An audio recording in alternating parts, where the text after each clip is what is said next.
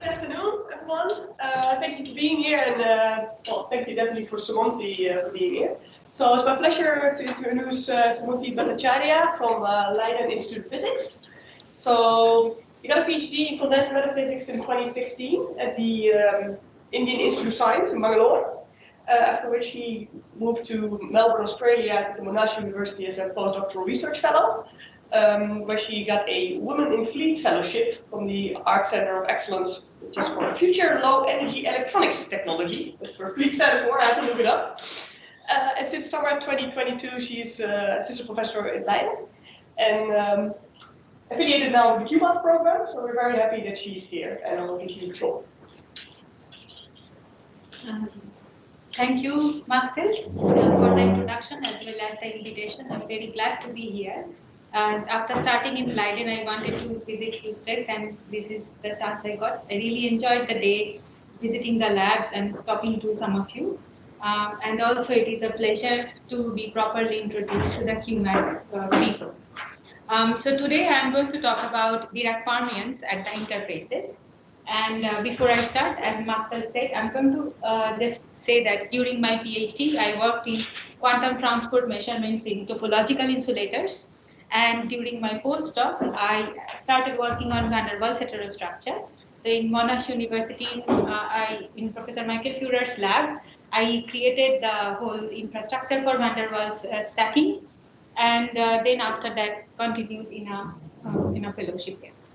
So this is and in August 2022, I have moved in Leiden Institute of Physics, and this is the situation of the group in June 2022. But here we have Julian, who is the first PhD candidate of the group, and then along with that we have Federica Galli. She is the technician, and we work very collaboratively. And in between, you see, we have 4 bachelor's candidates. So we are very much open to bachelor's and master's position. And 3 of them are from Leiden, and 1 of them, Baz, is actually from Haxe Hoch School. So we do different type of short projects and always looking for people. In the group, our focus is quantum transport measurements in van der Waals heterostructures. So I think everyone in this room know about 2D materials. So we work with 2D materials, we exfoliate them using Scotch tape, and then we stack them using a stacking setup. And that way we can create new hybrid materials that do not exist in nature, and we can engineer new interactions in them and create new kind of quantum states. And that is what we want to study. However, it has been just 1 year, and we have been busily setting up the lab. It's been an exciting time. We have a transfer setup, one in ambient condition, this one, and this is kept inside an inert glove box, which is shown over here. And this one is actually a commercial setup, whereas this one is actually made in the lab. This one has a better microscope, and as well as we have taken care of the vibration isolation a bit better in this. It's designed to be more stable compared to the commercial one, and we also want to keep developing this one and integrate other capabilities to it.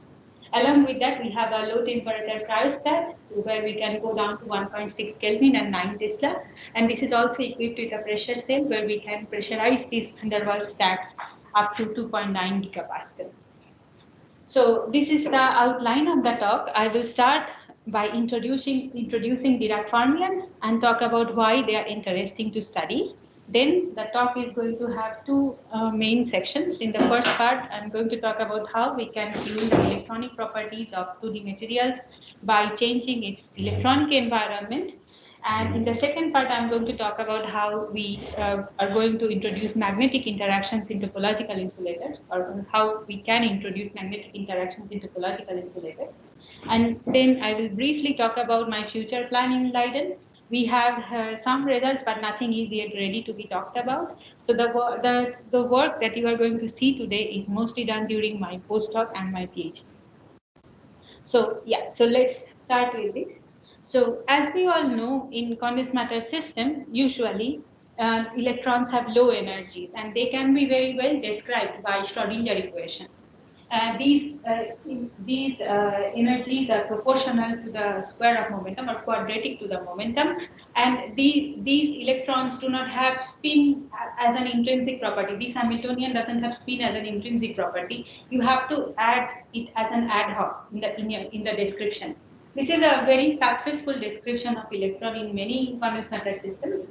However, if you consider high energy electron, then this description is not suitable enough. Then we have to work with Dirac Fermions, which is proposed by Dirac. And in this equation, the Hamiltonian consists of two parts. So there is this mass star and there is a momentum term.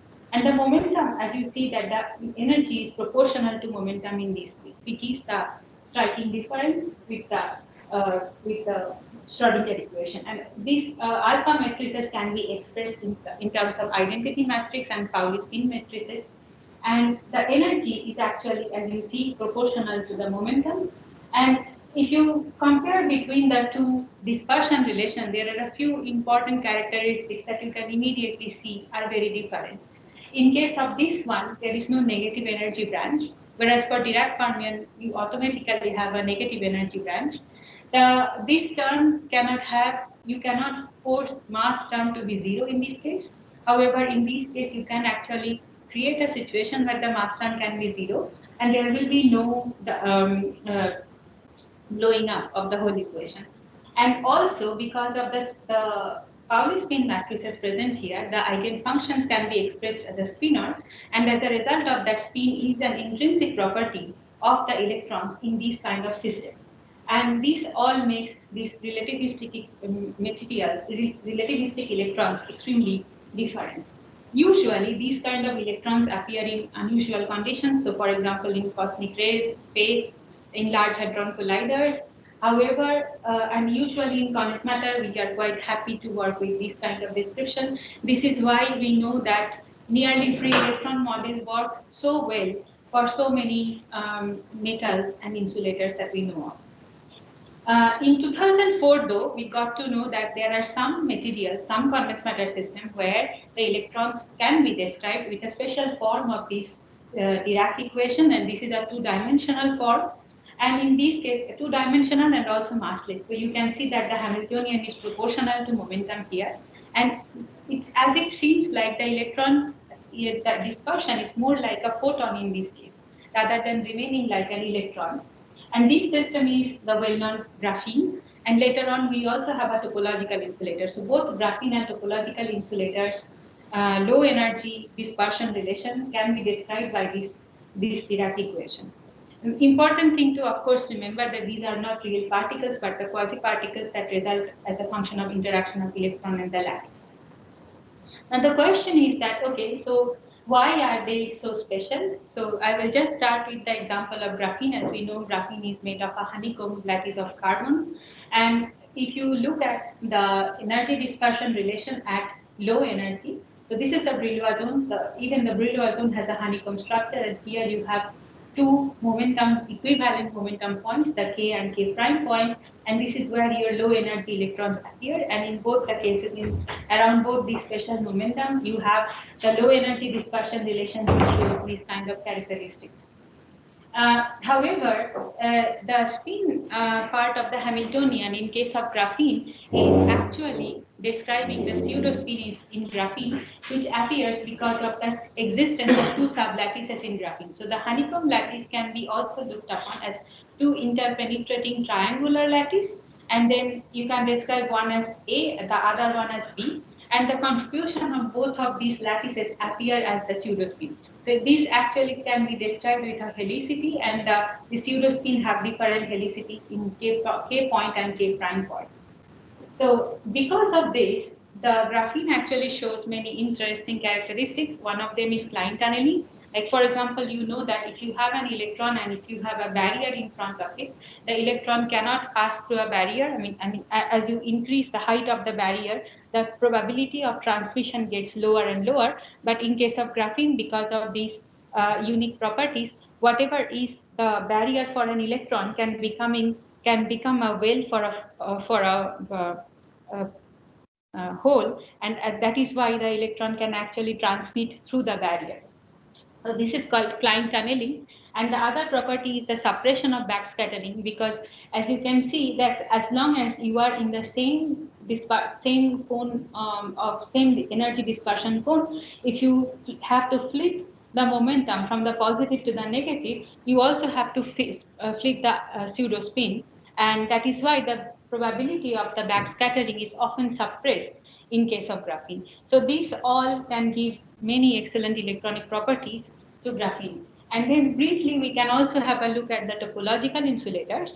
So topological insulators have very similar dispersion relation, but in this case, I like to think of these materials as chocolate covered by aluminium foil. So the surface states only remain, you only have metallic states at the surface, whereas your internal, the bulk is completely insulating. And within these surface states can be described by this equation, where you have the Dirac cone. And this here, in this case, the spinor actually describes the spin of electrons. So here you have a spin momentum locking, and as a result of that, again you have the same Klein tunneling and you have the same suppression of backscattering, and you again end up having excellent electronic properties. So however, what is common with both these type of electrons are that they all always appear at the surface, not in the bulk, and then they are also extremely affected by their environment, right? But the question is that we wanted to flip it and ask that, okay, so how can we use it to our advantage? How can we change the environment? And then as a result of that, how can we change the electronic property? So this is what I'm going to address throughout the talk today. And in the first part, I'm going to talk about the electronic properties in graphene gallium oxide heterostructure. So as we know that graphene has many excellent properties, but one of the most important is actually conductivity. And because of that, it has been proposed that it can be very useful for a lot of applications, starting from transistors to touchscreen. And conductivity is one of the most important properties that we always concentrate when we talk about graphene. Now, before I go more about this, I'm going to just briefly show you this geometry in case you haven't seen this. Is usually how we measure graphene devices. So the blue hall bar here is the graphene. The silicon oxide works as a backgate dielectric, and the silicon here is the dielectric, the gate, the backgate. And using these gold contacts, we can pass current and measure voltage in this device. And so usually we vary the gate voltage and we get a data which looks like this. So I have plotted conductivity as a function of gate voltage. And if we vary the gate voltage, we can actually change the chemical potential from positive side to negative side, and we can study how conductivity changes as a function of that. And we can actually obtain a lot of information about graphene and other 2D materials in this geometry. This is known as field effect geometry. And the interesting part is here, you can already see that this is the charge neutrality point where the conduction band and the valence band touch each other. And this point appears as a conductivity minimum over here. Now, the performance marker for a graphene device like this is usually a field effect mobility, which is basically the slope of this curve. And this is how we usually measure how fast the electrons can travel in graphene given the scatterers present inside them. Now, graphene is boasted to have one of the highest mobilities, but the issue is that not always. It depends on the specific device configuration. The main reason the mobility doesn't always become very high is because of the presence of the scatterer. Because as you can see, I have already said that the dispersion relation means that the electrons are almost behaving like a photon, so they have a very high Fermi velocity, but there are also scatterers always present in graphene which can actually scatter electrons. In this case, it has been known that there are mainly two types of scatterers which affect the charge transport in graphene. One is the charge impurity scattering, the other one is phonon scattering. And the question, and most of this actually comes from the external environment. Like, for example, it is known that the scatterers present in the gate next to graphene can heavily affect the electronic transport in graphene, and also the phonons present in the next material. So can scattering be tuned by external environment? I think that, so in case, because graphene is also a two-dimensional material, there is this part that it gets really affected by its environment. So if you have a normal semiconductor, the scattering in that semiconductor will be controlled by the dielectric constant within the material. But when you have a very thin material, it's the environmental dielectric constant actually controls the scattering in here. because you know that if you have a charge scatterer, the electrostatic potential, and I'm considering a very simple model here without any screening, that you have this Coulomb potential, and the Coulomb potential is dressed by the dielectric constant. So it is natural that if you increase the dielectric constant, the Coulomb potential will be shrinking more and more, so it will have less and less scattering. And this has been very beautifully shown in this theoretical simulation, and this is made for a nanowire, but I find it very instructive to look at that you have a nanowire embedded in a dielectric material, and in case where the dielectric constant within the nanowire is much higher, the Coulomb potential spread out a lot, and then the scattering probability is really high. On the other hand, when you are looking at this end where the dielectric constant of the external environment is very high, the Coulomb potential do not spread that much, and then it reduces the amount of scattering. And also, you can see here that as you increase the environmental dielectric constant, the Coulomb scattering in such a system is going to reduce continuously, and this reduction is more and more prominent when the radius of this nanowire is smaller and smaller.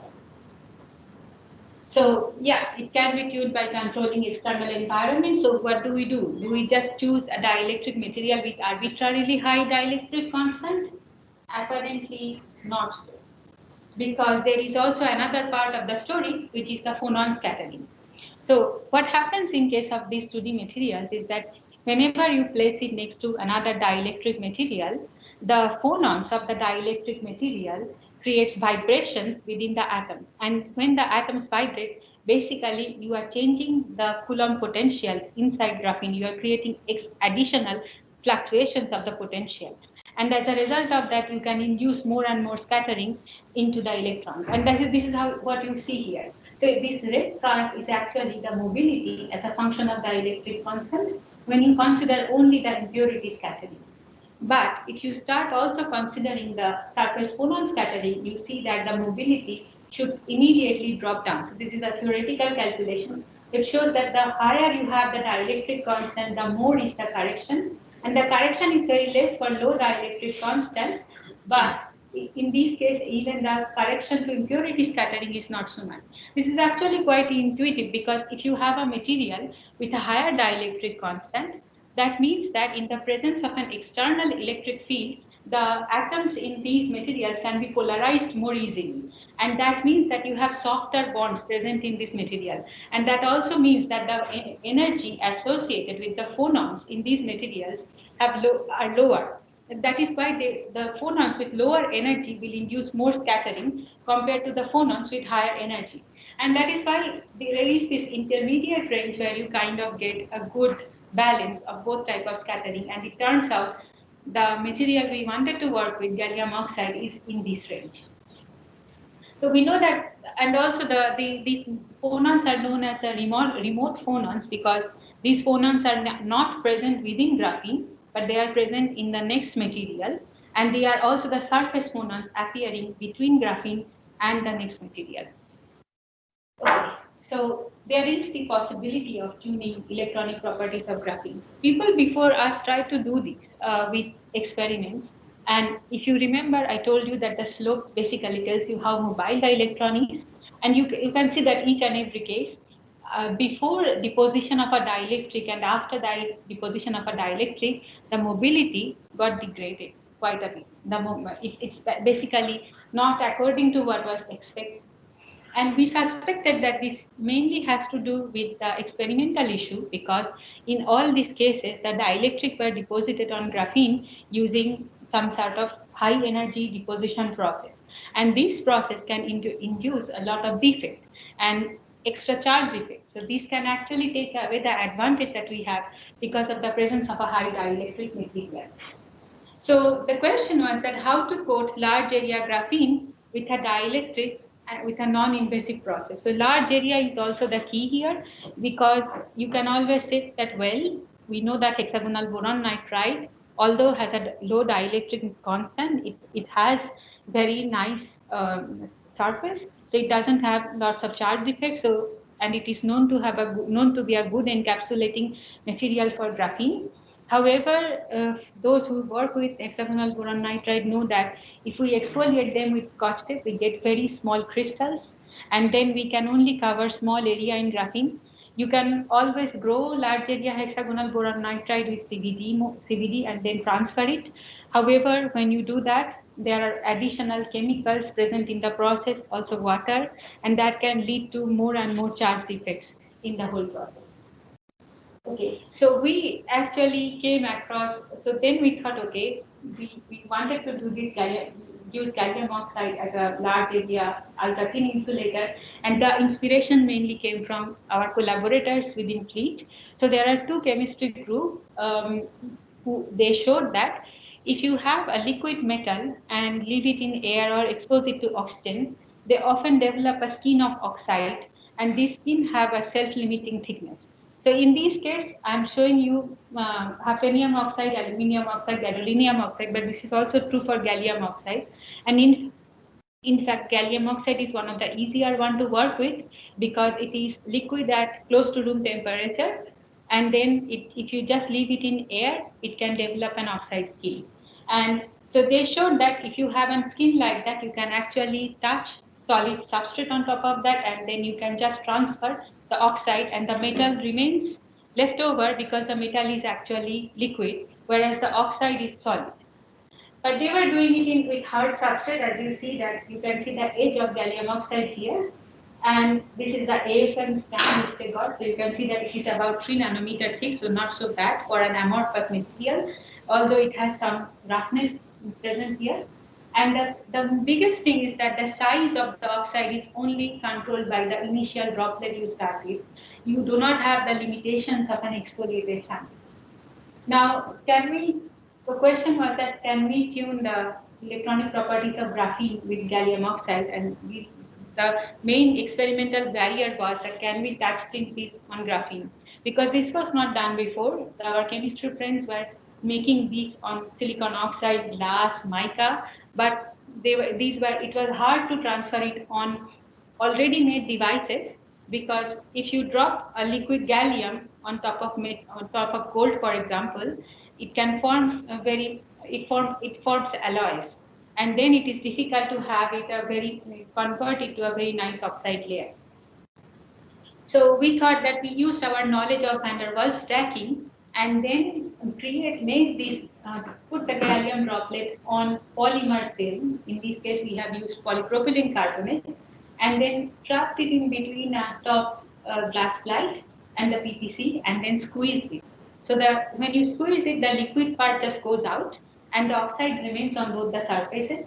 And then you might sometimes end up having some gallium droplet at the end, but you can actually cut it out with a hot plate because this is all very macroscopic. You can see the scale bar here is 200 micron, and how almost transparent gallium oxide is in this case. So the boundary of gallium oxide is here, and this boundary that you see here is because of the hot plate. So we could, with our transfer setup now, take it near a graphene device, which we have already made, and transfer it on top of it. So you see here, half of the graphene device is now open and half of it is covered by gallium oxide. And now we are ready to compare the electronic properties on both the sides. So you see this is an optical image of this device, of half of this device, and the boundary of the gallium oxide is given here. It is transparent and you can still see the whole bar of graphene underneath it, and this actually also covers on top of the gold, but you can't really see because the gold is so bright. And this is in this case there is only one disadvantage that we saw is the thickness is not so low. Somehow we grow a thicker material. It could be because instead of stamping one layer, when we are squeezing, we are actually transferring 2 layers. It could also be because we actually make this on the PPC and then transfer it on graphene, and then the van der Waals gap present there is higher than when you directly grow it on oxide. So this is done using this transfer setup. This is the one I set up in Monash, and this was completely motorized. But you don't really need this one. You can also do this stamping with just a manual stamping setup. Okay, so now it is the time to compare the electronic properties between the bare side and the gallium oxide covered side, and this is what we see. So you see here that here we have plotted conductance as a function of gate voltage, And you see that there is a more amount of tapering around the charge neutrality point, and this tells you there are inhomogeneities in the sample, because you saw that gallium oxide didn't look exactly same everywhere. It had macroscopic inhomogeneities, and that is why there are probably different parts of graphene has now different charge neutrality points slightly shifted from each other. So this part got tapered a bit. However, if you compare the mobility, you don't see any such degradation as has been seen for the previous experiments. Not only that, in some gate voltage range, the mobility is now actually higher. So this is, for the first time, someone has transferred that dielectric material on graphene and not deposited, and we see some hint of positive result. Then we wanted to see, okay, what happens to mobility as a function of temperature. And in this case, we have plotted Bruda mobility, not field effect mobility, because we wanted to have the contribution of both the gate voltage dependent part as well as the temperature dependent part. And we see that in case of bare graphene, the mobility reduces as a function of temperature. This is expected because of the presence of the phonons. In case of gallium oxide covered graphene, we do see a reduction, but this reduction is not as pronounced as it is in case of the bare graphene. So yeah, so we see that gallium oxide preserves the quality of graphene and is the first high-K dielectric to even increase the mobility in some gate voltage range. Now the question is that what about the electron phonon scattering, because we already saw some hint of that in the mobility versus temperature data.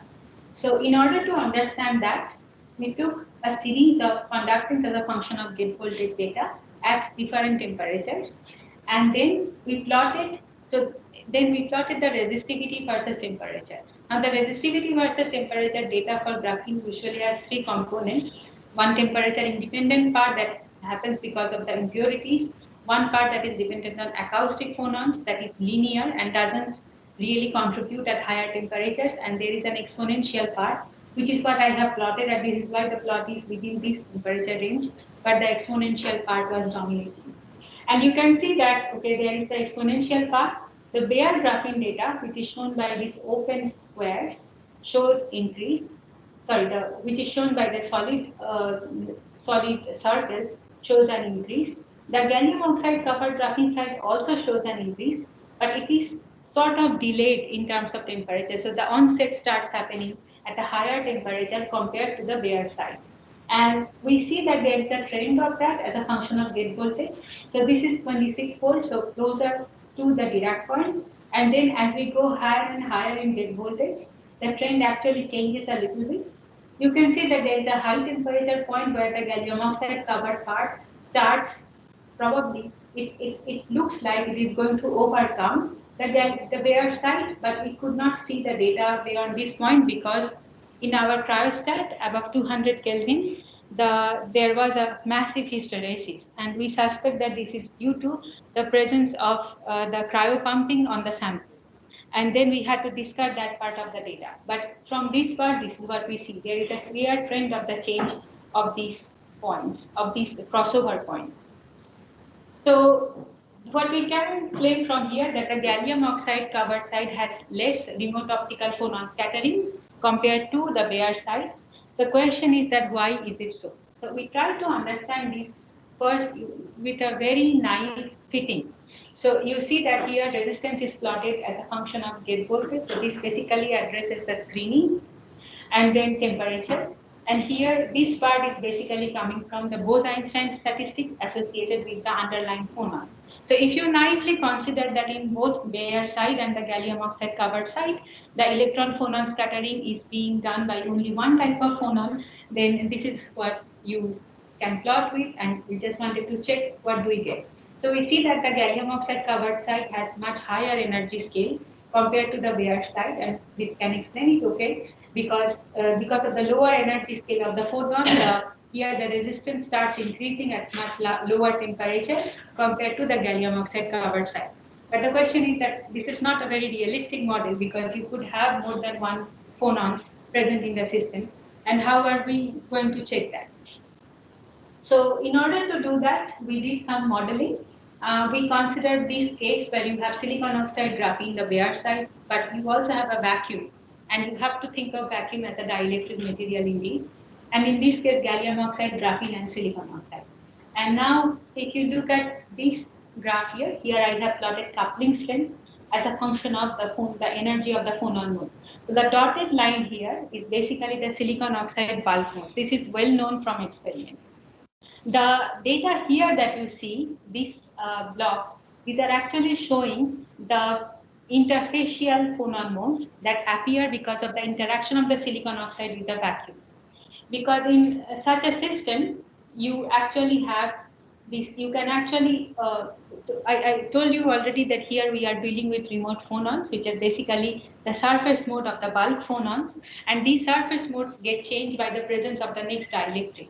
And this you can actually theoretically calculate using this dielectric continuity equation, where the dielectric constant has to be continuous to the interface, and the frequency dependent expression of the dielectric constant is given here. And this is WTO, the transverse optical phonon modes.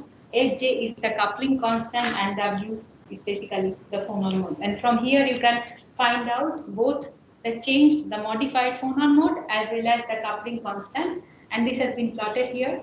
So you see here that in this case, in the presence of the vacuum, the silicon oxide surface modes changed, but they got modified just a little bit. You can see that there is this low frequency mode which is given here, and the high frequency mode is given here. The low frequency mode has much lower coupling constant. However, the energy scale is much lower than the higher one. So this is the one that starts affecting the scattering in graphene at lower temperatures. So you see a very quick onset. And then if you consider this situation where you have silicon oxide, gallium oxide, and silicon oxide and gallium oxide, these are still the two bulk modes of silicon oxide, same as this one, but now you have a gallium oxide bulk mode present here. Now, because of the dielectric continuity, the gallium oxide and silicon oxide starts affecting each other, and as a result of that, the interfacial phonon mode changes. So here you see this is the silicon mode, silicon oxide mode still present here, but the gallium oxide mode changes quite a lot, and it is in between these two values. Not just that, the coupling constant, which basically describes the scattering between electron and phonon, is much more pronounced in the gallium oxide side. And we think that this is the mode, the 95 milli electron volt, and this is also very close to what we got from fitting. And we didn't try to fit the data with this 3-component phonon mode because that would be ridiculous. This is what we get from the model and we compare it. So I think that we now satisfactorily understand why the gallium oxide dominates the remote optical phonon scattering when added on graphene. Yeah, so this is this fitting is still with one phonon mode, and this is basically our model calculation where we got a remote optical phonon scattering. So the blue data is the graphene, the blue plot shows the model resistivity on graphene, and the purple data shows the gallium oxide covered side. You can see that if you have hafnium oxide instead of gallium oxide, the scattering will be much more, so the resistivity will increase much more sharply. And this also matches with the previous theoretical data. However, in this case, you see that if you actually have a hexagonal boron nitride, which is very nice and large, you can indeed have very nice suppressed phonon scattering, but then it doesn't help much with charge impurity scattering, but ideally you can have very large area hexagonal boron nitride, although no one has made it yet. So we think that this is actually an interesting conclusion that we added another layer which has another source of remote optical phonon scattering, but instead of increasing the scattering, it actually reduced the scattering in some temperature range. And this also means that if you can choose a dielectric wisely and you can transfer it without damaging graphene, you might be having a system where the resistivity due to phonon is suppressed even at room temperature. So I think this is kind of the first step towards that. Now the question was that how is gallium oxide as a protective layer, because this is what we often do with hexagonal boron nitride, we protect graphene from anything in its environment. So again, we took this device and we deposited aluminium oxide on it, with ALD, atomic layer deposition, and we compared the electronic properties on both sides.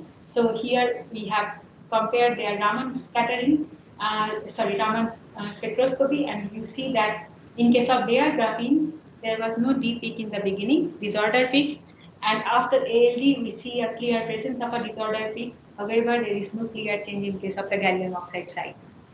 Along with that, we also compare the conductivity in this case, and as you see that for the ALD case, for the ALD, after ALD deposition, the bare graphene reduced, the mobility in the bare graphene side reduced. However, in the gallium oxide covered side, although the mobility, we couldn't access this side at all because of how much the shift happened. However, on the other hand, in some gate voltage range, mobility is even higher. So we think that we show that the transferred gallium oxide protects graphene from degradation. And so the referee wanted us to repeat this on many samples. We did. This is like one of the samples. We have, I think, 32 devices here. And we see that this actually, the trend actually remains same, so which is a good result. Okay, so this is now published, and we see that the ultra thin large area, the gallium oxide can be a very good alternative to HPN, especially if your goal is to work with large area graphene and not study quantum Hall effect in graphene, but to use it for some transistor or some other industrial application. Or if you want to study graphene or other 2D materials under some harsh conditions, or if you want to protect the environmental sensitive 2D material, maybe this can be a good alternative to hexagonal boron nitride. And this suppresses impurity and phonon scattering both and improves the electronic properties as a result of that. Yeah, so with this, I'm done with this part. So if you have any question on this part, I'm happy to take it now, or also I can take it later. Okay. Yeah. Maybe just a general question. Yes. You put this gallium oxide on there, and basically not much changes qualitatively somehow. Things change a little bit. Was that then good or bad? Okay. So what we expected is that there will be an improvement in the mobility that we see at low temperature, because at low temperature phonon scattering is suppressed. When we go at higher temperature, we see that in some temperature ranges the phonon scattering is suppressed, and it might seem very low to you, I agree, but you see the phonon contribution to the resistivity in graphene actually increases as a function of temperature. So it's not that much in that temperature range, but it changes quite a lot above that. I think that it is important that this is the first demonstration of transferring dielectric material without degrading graphene, and also it can be a good alternative to HPN. Yeah. That's a question. So this gallium droplet has this oxide layer. It's like a balloon, yes, right? So if you have the liquid comes out, then the layer stays a bilayer, right? Yeah. So does that matter? This interface between the... Yeah. So we often see that we have the two layers get separated on the two surfaces. Sometimes, especially at the edge, we see that there is a folding when then we have a bilayer. Yes. Then I will move on. So this is the next part where tuning magnetic properties of topological insulators. So topological, I have already introduced topological insulators. There are mainly two types of them, 2D topological insulators and 3D topological insulators. And 2D topological insulators have metallic edge states, and 3D topological insulators have metallic surface states. And this is the system we wanted to work with in 3D topological insulators. And we wanted to magnetize topological insulator, and there are certain reasons why that is interesting. So basically, I already described that topological insulators can be described by their metallic surface state. When you introduce magnetism in it, you are actually breaking time reversal symmetry, and as a result of that, you can actually introduce a gap at this Dirac point. So you can actually gap it out. If the sample is thin enough, so in case of bismuth selenide, it's not really below 6 nanometer, then you also have you also have the surface state here. So if you make it thin enough, the surface state gap out because of the quantum confinement, and then the bulk states also gap out because of the magnetization. Each of the bulk states gives half of a edge state, and then if the magnetization of both the sides are same, then you get a complete edge state like a quantum Hall effect. And in case if you have if you can organize the magnetization on both the surfaces at in the opposite direction, then these two edge states are going to cancel each other, and as a result of that, you will have a very exotic type of insulator, which is known to be axial insulator.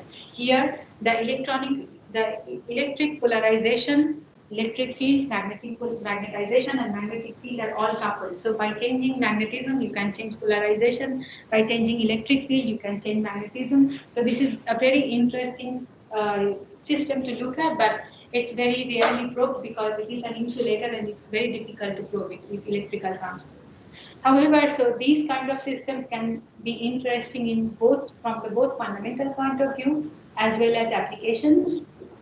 So now let's see how you can introduce magnetization into topological insulators. You can take a good, nice topological insulator, you can dope it with magnetic impurities, and then the problem is that although you are introducing magnetization in this, you are also introducing a disorder. And as a result of that, you can have this quantum anomalous Hall effect that I just described. However, this has been only found below less than 1 Kelvin, and that basically happens because of disorder. If you try to increase, it basically happens because the gap that you open up by the presence of magnetic impurity is quite low. If you try to increase it by introducing more and more magnetic impurity, then you actually increase disorder in the system, and so you are limited to some extent. Then the other cases where you have intrinsic magnetic topological insulators, where magnetic atoms are a part of the crystal itself. However, there are only few of them known, and there is limited research on this. And so far, the temperature that has been achieved in this in quantum anomalous Hall effect, the highest temperature is only a few Kelvin. What, in my opinion, gives us a lot of opportunity is if we look at the van der Waals heterostructure of topological insulator and magnetic insulator. Because in this case, you can actually have one on top of another. You can make them as good as you want. You can have a topological insulator with a very nice property. You can have a magnetic material with a high full temperature or even a high new temperature, because what matters is just the interaction at the interface. So if you can have materials where you have interlayer ferromagnetic coupling and interlayer antiferromagnetic coupling, you can also do a lot with that. So this is the system we were interested, and we wanted to both look into the engineering side, how we can create this kind of stacks, and the other one is the detection side. So of course, with the theme of my research, I went in this direction a bit. So we wanted to independently control the band gap and the cool temperature. And also the other thing we should remember is that for magnetic materials, we have this huge phase space of ferro, ferri, and antiferromagnets, and all of that can be useful in this kind of a structure. This gives us a lot of flexibility of fabrication process. When we were just about to start the project, we had COVID lockdown for almost 1.5 years in Australia, and that's how we ended up writing this review paper. So if you are interested, please take a look. But when we came back, by that time, one group has already published on stacked topological insulator, magnetic insulator. So we thought that, okay, instead of, we will do stacking still, but we will work with thin film because that has not been explored too much. So we wanted to work with bismuth telluride, and we wanted to transfer it on magnetic insulator. We grew bismuth telluride on sapphire in collaboration in Monash, and we actually figured out a way to do a clean transfer without exposing this film to any kind of etchant. And we think that the exposure to the top surface is always completely protected by polymer in this process. The bottom surface is exposed a little bit on the edge, but not too much. So and also the film looks quite nice and shiny after the transfer is over. How does it perform electrically? We did quantum transport measurement in these samples. I cannot show you all the data because we are still in the process of analyzing. We are writing up. But we see weak anti-localization type of behavior, which is what you expect for these kind of materials. And we also have a phase coherence length, which is extracted from here. it shows an expected temperature-dependent behavior. But yeah, we have some interesting features coming up when we place it on a magnetic insulator, but it's not yet ready to be shown. But what we can tell you is that we have achieved clean transfer, and we see a signature of topological surface state in this bulk, in this material. I mean, there was no magnetic material presence, but in the presence of a magnetic insulator, we see some interesting. I'm going to briefly talk about the other work which is also related to topological insulator, and this is about the detection. The point is that even if you have a magnetic insulator present next to the topological insulator and you open up the gap there, how are you going to detect it? This gap is, you can say that, okay, sometimes it is detected by spectroscopic measurement, but often we are limited by temperature there. And in case of transport, if we look at the conductivity versus gate voltage, we can not always say whether there is a gap or not. So can there be something that can tell us whether we have broken the time reversal symmetry in this case? Is there anything quantitative? So when we were looking into these answers, we came upon something which has been studied from almost 80s, as you can see, or even earlier maybe. It is called universal conductance fluctuation. So if you actually take a two-dimensional electronic material and you, how am I doing in terms of time, by the way? Wrap it up the simulation. Okay, so then we have so if we cool down a sample, then in a two-dimensional material, the electrons now enter a quantum coherent regime, and then the interference of these electrons actually govern the conductance properties in these materials. So we see these aperiodic conductance fluctuations appearing as a function of magnetic field, as a function of gate voltage, and often when you change the sample or even you heat up and cool down, you change the disorder configuration and you see these fluctuations. In case of magnetic field at Fermi energy, these are aperiodic, and these are also completely repeatable, and that there are ways to detect whether these are universal or not. So, but it turns out that these fluctuations are quantitatively related to inherent symmetry of the system. And it is actually quite well known that the topology in the random matrix theory, topological insulators are in the symplectic symmetry class. If we break time reversal symmetry, they enter the unitary class, and then using the random matrix theory, you can actually quantify what is the magnitude of universal conductance fluctuations. And when this happens, you should see a factor of 2 reduction. And we wanted to see whether we can detect this. So we were working with exfoliated topological insulators transferred on hexagonal boron nitride. So these are very thin, very small films. These are about 9 nanometers, so exactly above the range where it becomes 3-dimensional again. So it has surface states. And then we couldn't transfer any magnetic insulator yet. That technology didn't exist back then. So we just wanted to study how it behaves as a function of magnetic field. So you see that as we cool it down, we see the universal conductance fluctuations appearing here, and then we quantitatively studied it. And the only thing I want to show you here is that as a function of magnetic field, we see a clear factor of 2 reduction.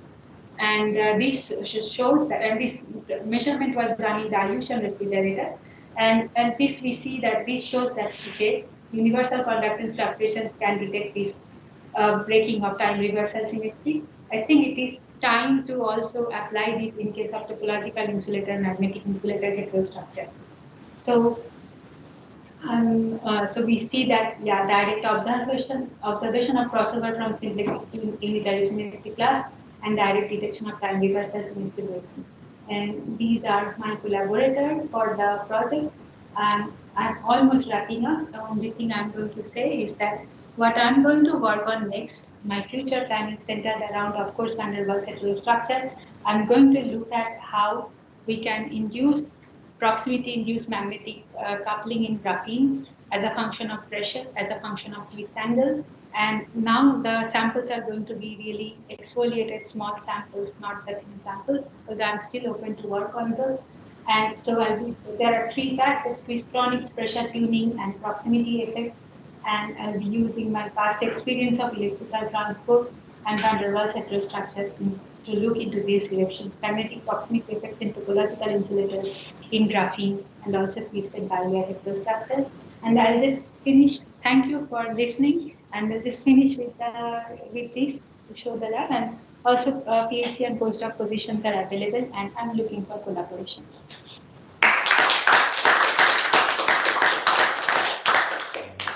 Thank you, Semonti. Are there any further questions? Question about this. Yeah, please. About this weak-load process. Yes. You indicated that this electron interaction is T. Yeah, right. I would expect T squared right there. No, the electron-phonon interaction is squared, and electron-electron is 1 over T. Oh.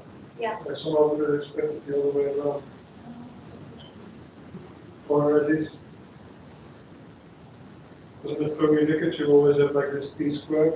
Yeah, so this is like to the power half and yeah. Okay.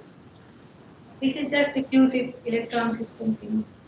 Diffusive electronic system thing. Sorry, yeah. Electron to electron and diffusive electronic system. Yeah. You were talking about the bismuth telluride system on a magnetic insulator. Yes. And then my question is, how thick is this bismuth telluride? And it probably has substrates, but which substrate do you address? The lower one, which is making the real contact, or the upper one? Yeah. And how do you do this in practice? How can you see the effect on one substrate? Yeah, so indeed, this is all in the three-dimensional range, so above 7 nanometer, and we are only gapping 7 out nanometer thickness? above 7 nanometer. Above, Yeah. So it's about 10 nanometer or so, and indeed we are only gapping out the bottom surface at the moment. And this is also theoretical question I have, that how is it going to affect the top surface, because the two surfaces of topological. Yeah. How do you address it? How do you make the contacts that you see? Oh, because in these materials, even if you put the contacts on the side, everything is going to conduct. So you have the top surface and bottom surface. They are contributing in parallel. So yeah. So if we cool it down, and as a function of magnetic field, we see some signatures. Either we are very nicely in the surface transport regime, where we only see the bottom surface's contribution, or we are in a very metallic regime where the sample is probably heavily doped, and then we see the contribution of everything. Because in case of topological insulators, there are also some theories that says that the magnetic proximity effect can actually couple through the sample through itinerant electrons, and we don't know what kind of we see some things, we see some hysteresis in the data, but we don't fully understand it. Maybe a naive question, but when you talk about the van der Waals materials, and you want to couple let's say a certain magnet with it, which has a certain magnetization direction. Mm-hmm. When you start coupling those, I would imagine that it's not a priori given that the magnetization direction stays constant. Can you comment a little bit on like can you control it, or can you probe it somehow? Good question. So you were saying that that's because of the presence of the topological insulators. Well, yeah, I mean, I could imagine that if you start putting stuff together, yeah, that I don't know, because of dielectric environment or whatever. Yeah. That, let's say because the magnetic anisotropy Yeah. is going to be relatively small, so I could imagine that the magnetization flips rather easily. Yeah. So is there an easy way to probe the directionality of the magnetization of the film after transfer or before transfer? Before transfer, we can measure some things, but as you said that, yeah, before transfer, we can definitely see what is going on. Yeah. But like there is MOOC. MOOC is a very well-known technique. Yeah. We don't do that, but we can see collaboration for that. Okay. But I don't know how we are going to see this up. I mean, we can only have indirect probing if we have already topological insulators on top. Yeah, I was also triggered when you mentioned that, like when you have a pressure cell and you start putting these things together, then I think this could be. Yeah. Indeed, this is also another, there is also another interesting point that how is the magnetic material going to behave in the pressure, under pressure, independently. So our first experiments will be just to study the bare sample. Yeah. Okay. Yeah, thanks. Further question? If you have this droplet of this gallium oxide or anything in this gel, how Yeah. difficult is it to leave it sitting on the part that you want to stick it when you take the gel off? It's very easy. We basically the PPC basically you can melt it at some 100 degrees Celsius, and then you can just leave the polymer with the gallium oxide. But the polymer is at the top, so you just dissolve it in acetone, and then you remove it, and then the gallium oxide will. Or you sort of remove the gel and let this go. No. You can just leave it together. Yeah. This is actually very easy process. I'm trying to ask the community to use it more and more. Yeah. You don't have any sort of disinfectant or stuff left over in the gel? So you can actually, in case of graphene, we are very lucky because we can just anneal it in argon hydrogen to very high temperature. Because the graphene you also sampled the surface first, right? Yeah, so the graphene is actually CVD grown and transferred on silicon oxide in this case because we were working with very large area. But you need any sort of cleaning again? No, because so we anneal the graphene first, make it extremely clean, and then the gallium oxide side that touches graphene has never seen any polymer. So Can you get the gallium oxide off again? no, we haven't done that yet. We haven't. I don't know whether it will be easy. Well, I mean, But gallium oxide is extremely sensitive to any kind of bases.